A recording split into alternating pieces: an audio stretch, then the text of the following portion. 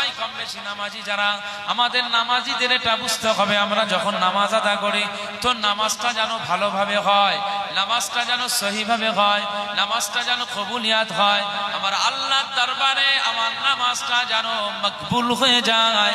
আজকে অনেক মানুষ বিড়ি টানে নামাজে চলে যায়, অনেক মানুষ পান খায় নামাজে চলে যায়, খাবার খেয়ে নেয় নামাজে চলে যায়। না না না না, নামাজে যাওয়ার আগে ওযু করার সময় এরকম মিসওয়াক সঙ্গে রাখবেন, মিসওয়াক করা অভ্যাস করবেন।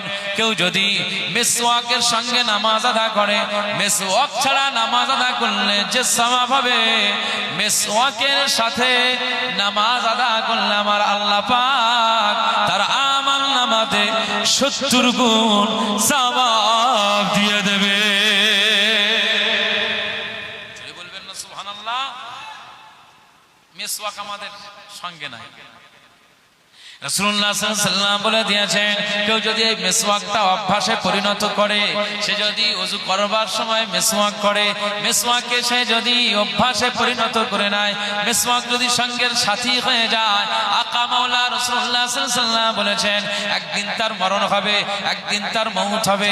আমাদের ইমাম সাহেব হুজুর দোয়া করেন, আমরা সেই হুজুরদের সাথে মুনাজাতে শামিল হয়ে যাই আর বলি আল্লাহ, ইমাম সাহেব হুজুর বলেন আল্লাহ আমাদের যখন মরণ হবে ঈমানের সাথে কালেমা শাহাদাতের সাথে আমাদের মরণ খানা যেন নসিব হয়ে যায়।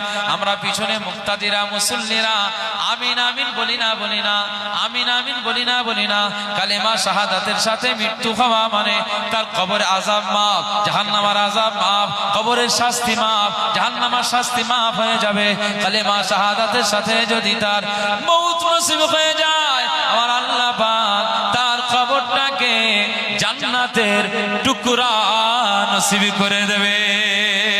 মুসলমানের ছেলেরা, এ নবীর উম্মত উম্মতিরা, খুব খেয়াল করে শুনুন। অবশ্যই আমাদের সব সময় দোয়া চাওয়ার প্রয়োজন রয়েছে। আমাদের জন্মের পরে আমাদের কানে আযান শোনানো হয়েছিল, আল্লাহর নামের আওয়াজ শোনানো হয়েছিল। বাচ্চাদের কানে ডান কানে আযান, বাম কানে আযান, এটা ইসলাম আমাদের শিখিয়ে দিয়েছে। তাই আমাদের জন্মের পরে আল্লাহর নামের আওয়াজ শুনেছিলাম, আর মরণের সময় যেন ওই আওয়াজ শুনে অভ্যস্ত রয়েছি।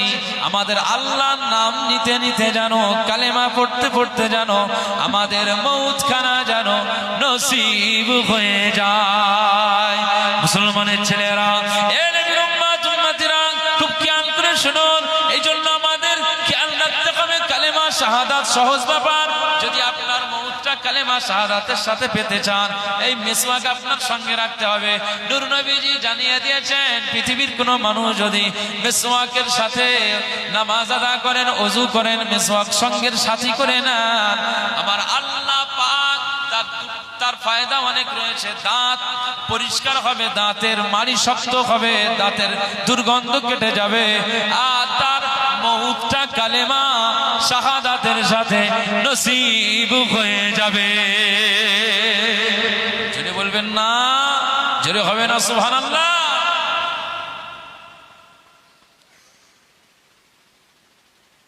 মাঝে মধ্যে নামাজ পড়ি তো, এখানে যদি সেরকম কোনো ধূমপানের মানুষ থাকেন আপনি রাগ করেন, এটা আমি আপনার জন্যই বলছি না।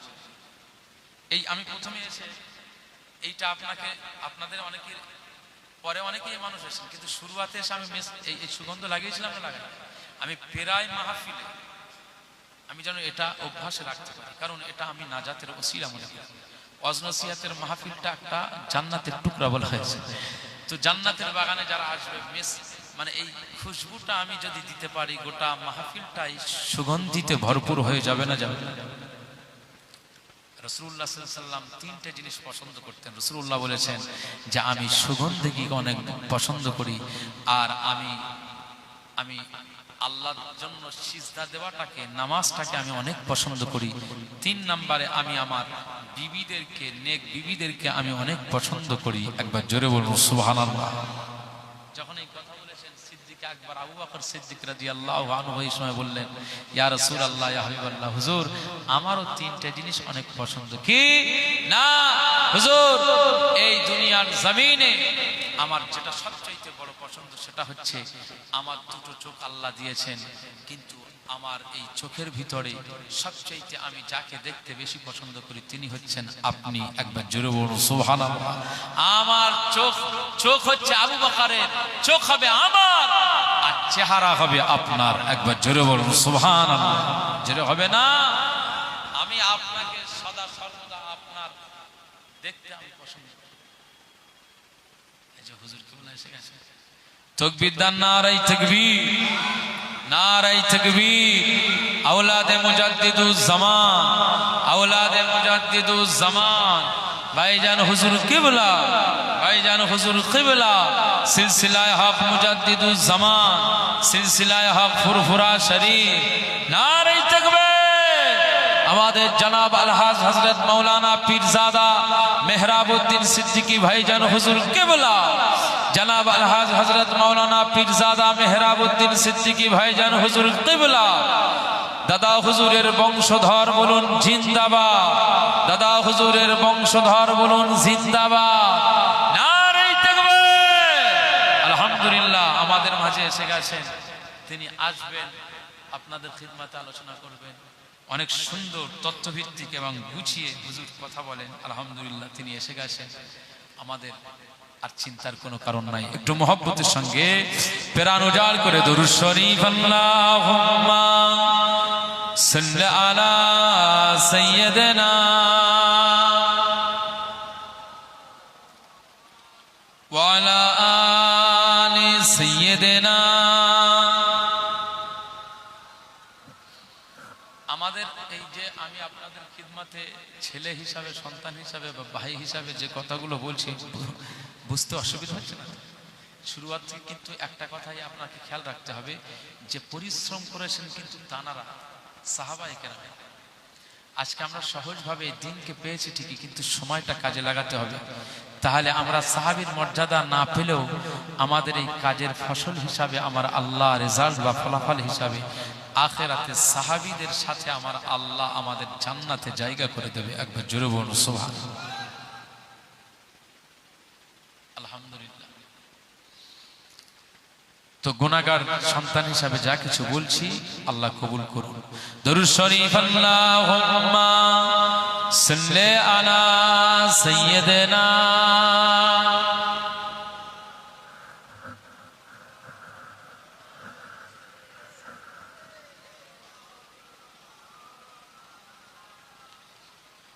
সবাই বলেন সাল্লি আলা সাল্লি আলা সাল্লি আলা সাল্লি আলা খায়রুল ওয়ারা নূরুল হুদা খায়রুল ওয়ারা নূরুল হুদা সাল্লি আলা সাল্লি আলা শামসুদ দুহা বদরুদ দুজা শামসুদ দুহা বদরুদ দুজা সাল্লি আলা সাল্লি আলা সাল্লি আলা সাল্লি আলা সাল্লি আলা সাল্লি আলা ইয়া মুস্তাফা সদরুল উলা ইয়া মুস্তাফা সদরুল উলা সাল্লি আলা সাল্লি আলা সাল্লি আলা সাল্লি আলা ইয়া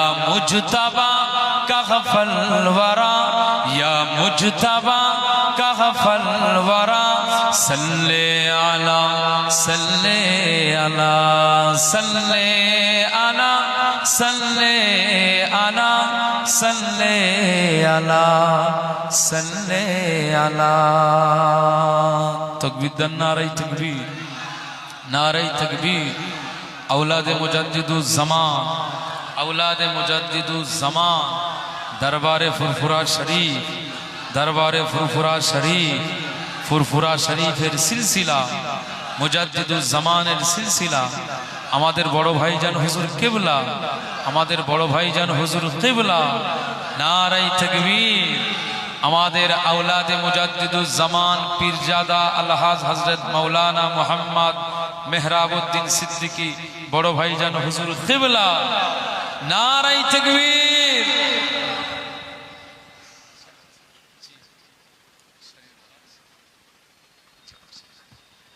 আলহামদুলিল্লাহ মুজাদ্দিদুজ জামানের আওলাদদের পেলে আমাদের মনটা ভরে যায়, কি কথা বলেন ঠিক কিনা?